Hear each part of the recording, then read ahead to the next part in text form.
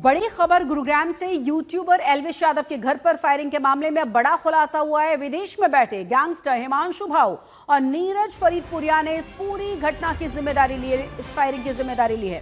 Social media पर post जारी करके जिम्मेदारी ली गई है। हालांकि आज तक सोशल मीडिया पोस्ट की पुष्टि नहीं करता। आपको ये भी बता दें कि आज सुबह ही एल्विश यादव के घर पर करीब 24 राउंड फायरिंग की गई थी। शुरुआती जानकारी में ये पता चला है कि बाइक पर 3 लोग बदमाश जो हैं आए थे और एल्विश यादव के घर के बाहर ताबड़तोड़ गोलियां चलाकर वहां से फरार होने में कामयाब रहे। गुरुग्राम पुलिस के आला अधिकारी मौके पर है और इस मामले में जांच तेज कर दी गई है।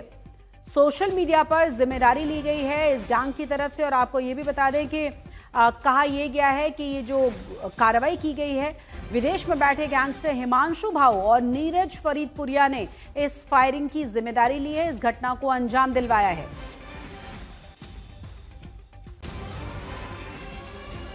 तो आज सुबह करीब तड़के 5 बजे की घटना है, जब 3 बाइक सवार एल्विश यादव के घर के बाहर पहुंचे। ताबड़तोड़ फायरिंग की, करीब 24 राउंड फायरिंग की गई है।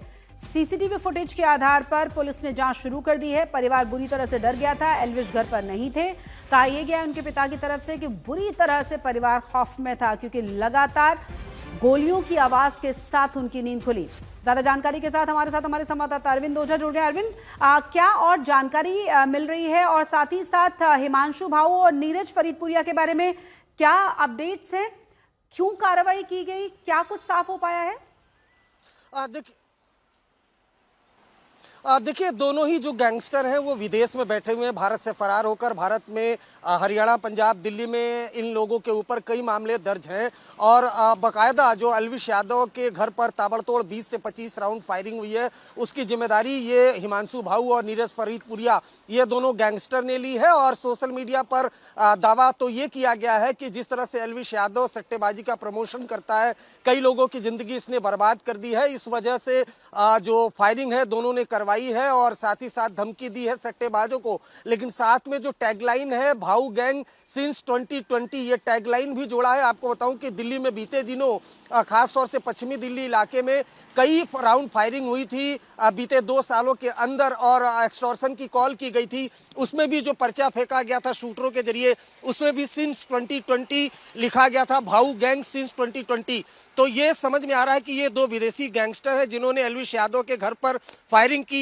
और भले सोशल मीडिया पर सट्टेबाजी की बात लिखी गई हो कि सट्टेबाजी को प्रमोट करता है एल्विश यादव, इस वजह से फायरिंग कराई, लेकिन हकीकत यह है कि ये गैंग अपना वर्चस्व दिल्ली एनसीआर में बनाना चाहता है और साथ ही साथ एक्सटॉर्शन वसूल करना चाहता है। इसलिए ताबड़तोड़ इस तरह की वारदातों को अंजाम दे रहा है। एक तरफ लॉरेंस बिश्नोई गैंग है, बाकी दूसरी तरफ दूसरे गैंग हैं। सभी गैंग अपना वर्चस्व जमाना चाहते हैं। इस वजह से जो सेलिब्रिटीज हैं, जो बड़े नाम हैं, उनके घर पर फायरिंग करा के उनको डराना, धमकाना और उसके बाद उनकी आड़ में बाकी लोगों से एक्सटॉर्शन वसूल करना, ये इन गैंग का काम है। तो सुबह 5 बजे से 6 बजे के बीच तकरीबन 20 से 25 राउंड फायरिंग हुई।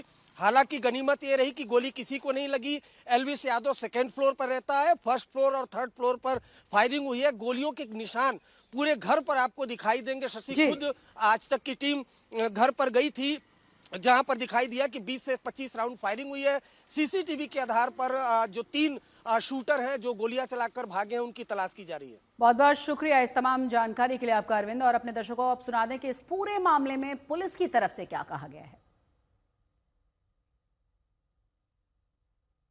अंजाम दिया गया था।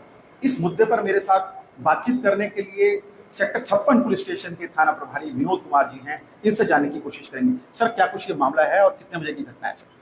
ये हमारे पास से जो कंट्रोल से सूचना प्राप्त हुई थी से 6:15 बजे के करीब है। सेक्टर 57 में गोली चल रही है। तो उस सूचना के आधार पर हम वहाँ मकान पर गए थे। वो अविनाश से उसका मकान था, यादव का मकान था। उस मकान पर हम पहुंचे। मकान पर वहाँ खोल पड़े हुए थे, तो हमने कवर कर दिया और सीनों को क्राइम टीम बुलाई वहाँ मौके पे और फिंगरप्रिंट एक्सपर्ट भी बुलाए और क्राइम टीम भी हमारी वहाँ मौके पर आई।